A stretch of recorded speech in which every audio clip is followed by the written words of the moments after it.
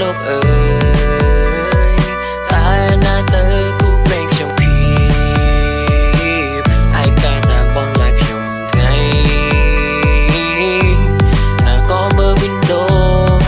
ជុញតែទូរស័ព្ទយ៉ាប់នោះសានយ៉ាប់ទាំងនេះដោយសារតែខ្ញុំវាអត់លិន